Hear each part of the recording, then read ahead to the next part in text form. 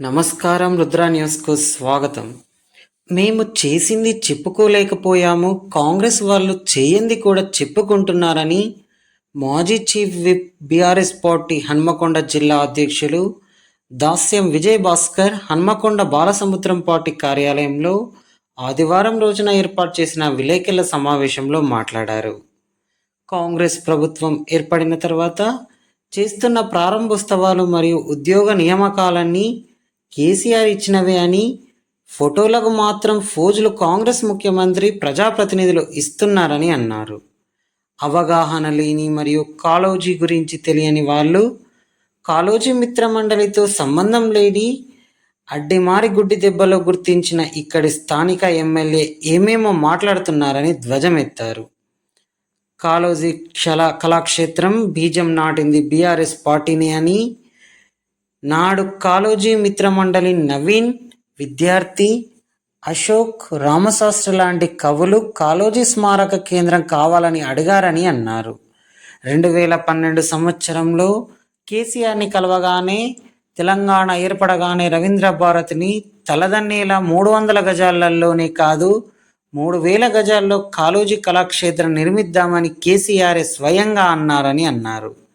అన్నట్టుగానే కాళోజీ కళాక్షేత్రం పెద్ద స్థాయిలో అంతర్జాతీయ ప్రమాణాలతో నిర్మించడం జరిగిందని, అలాగే కాళోజీ కళాక్షేత్ర నిర్మాణంలో కాళోజీ ఫౌండేషన్ సభ్యుల సలహాలు, కవుల, కళాకారుల సూచనలు తీసుకోవడం జరిగిందని అన్నారు.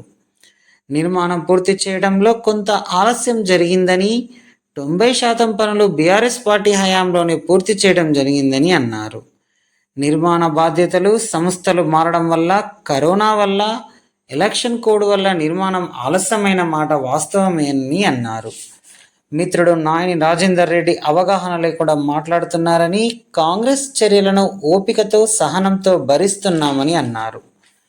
ఉద్యమ సమయంలో ఎన్నో కేసులు, అరెస్టులకే భయపడలేదని అన్నారు.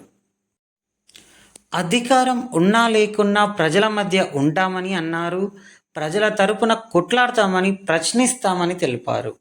అదేవిధంగా వరంగల్ పబ్లిక్ స్కూల్లో ఆనాడు కాళోజీ జయంతి ఉత్సవాలు చేసి 300 గజాల స్థలం ఇవ్వమని నాటి ప్రభుత్వాన్ని కోరామని, కానీ ఇవ్వలేదని స్థానిక నాయకులు రాజకీయాలు లేకుండా కవులను, కళాకారులను గుర్తించాలని, నయీం నగర్ బ్రిడ్జిని మరియు కాళోజీ కళాక్షేత్రంని వెంటనే ప్రారంభించాలని హుస్నాబాద్ నియోజకవర్గ మాజీ ఎమ్మెల్యే విడతల సతీష్ కుమార్ కామెంట్స్ చేశారు.